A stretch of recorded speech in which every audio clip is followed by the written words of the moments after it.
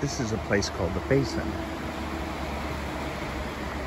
in Franconia Notch, New Hampshire, in the White Mountains. And I'm walking down to a place called Baby Flume. Never been there. There's the Pemigewasset River. I'll take you down by the river to see this water. You just know there are trout in there because it's so clear and it's so rushing and cold.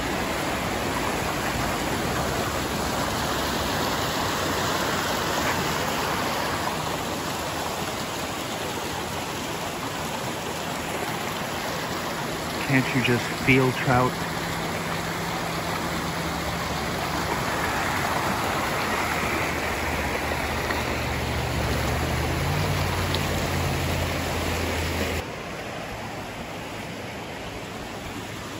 Back on the trail. I could have taken a picture of him just peeing, but no. That's Tad. Okay, I think I found baby Flume. I think it really is a baby. It's just a little, yeah.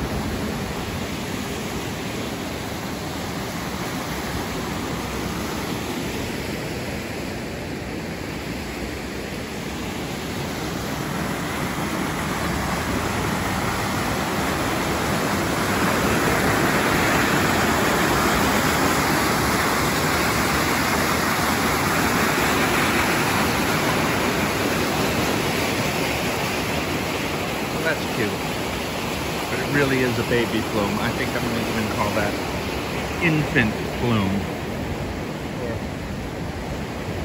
newborn Flume. This is very, very small. In September 1839, Henry Thoreau came to the basin and he stood down on those rocks and gazed at it.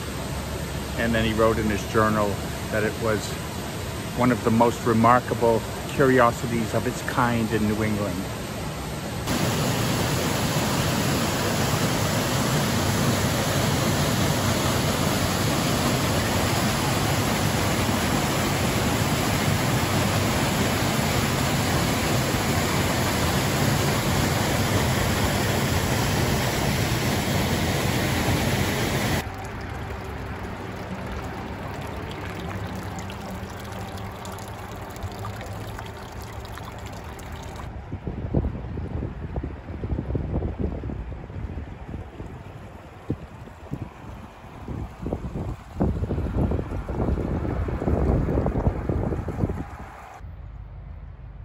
That's the backside of Cannon Mountain.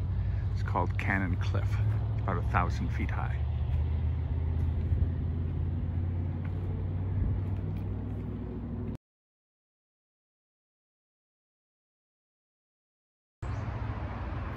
I don't know how many of you have heard of the Old Man of the Mountains, and no, it's not me. It was a natural rock formation in the shape of an old man with a beard, and he was up there on the cliffs for, centuries. But he became really famous, so famous that he became the symbol of New Hampshire, and you still see on our road signs, the squares for road signs. There's an Old Man of the Mountains right there. Take two. So he is still a symbol of New Hampshire. You see on all the road signs, you see the square, the white square with the route number, and you'll see his profile on it. About 15 years ago, some engineers went up there. They had to put cables on him because they were afraid of that water would get inside between the rocks and expand when ice came, and they were afraid that it might fall. So they had cables holding him up, and they estimated he would be up there for at least another 150 years.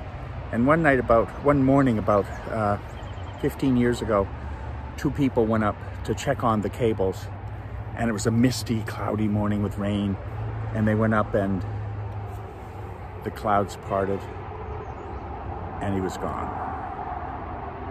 He fell during the night. And you know, It's so sad. It's still sad, and it's crazy. They are building an Old Man of the Mountains Memorial Park. I just saw some of the designs. They're going to have replicas of the old man all over, and people still stop and see, look for it. In fact, I just ran into a bunch of people. They can't tell where he is. What they're doing is, see this behind me? That's called Eagle Cliff. And they're all looking over there because they think that's where he was. But in fact, he was up here. I'll make a close-up of that. But that's where he was. You could see him from the road. This is the road right here through Franconia Notch. I've seen mugs and posters of like a picture of him with a shaft of sunlight coming through the clouds as if he's saintly. I have one of those mugs because I miss him. I just loved him, and it's just so sad still. This Franconia Notch here. If you're from New Hampshire, your heart starts to beat a little faster when you see the sign entering Franconia Notch. Something about it.